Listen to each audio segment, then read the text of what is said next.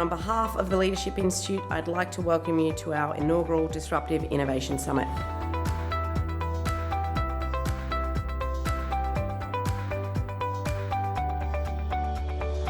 To truly disrupt the future, we actually have to disrupt our thinking first. Innovation is the imagination and the lifeblood, I think, of future organisations. If we don't do it with the client at the core, we're actually innovating blind.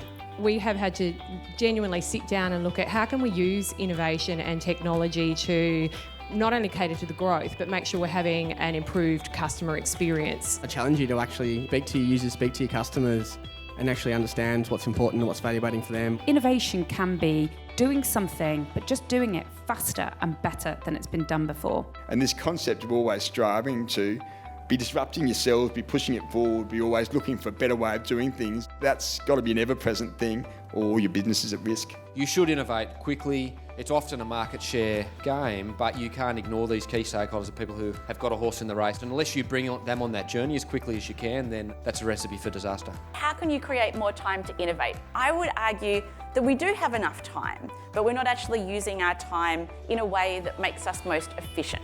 You really do need leadership if they're saying that innovation is important and that they want people to do innovation.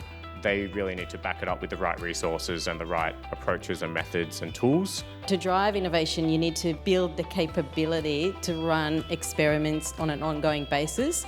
There's two forms of innovation if you're going to dissect it, and it's the getting the new things right, constantly trying to do it better than you did it previously, but also just, all right, let's place bold bets and see how they go. We always say that innovation is the business of failure. 9 out of 10 things won't stick, but for that one project that does stick, it could have, amazing impact. Technology used to be mysterious, now we carry it around in our pocket. And I think that's such a fundamental difference. The biggest companies in the world are now technology companies. The best and fastest growing companies are now technology companies. We believe we're right on the cusp of another general purpose technology, which is machine learning and AI. Augmented reality, virtual reality. The technologies are becoming a lot less expensive.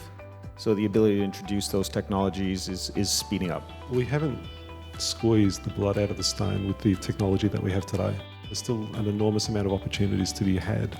I think we have to get used to the fact that we're going to have to be continually learning to be able to stay on top of kind of the disruption that's happening within our careers and roles and industries. Because ideas are free, talk is cheap, execution is hard, but there's nothing stopping you from doing something differently that creates value. The pace of change is probably the slowest it's ever going to be in your lifetime, which is today.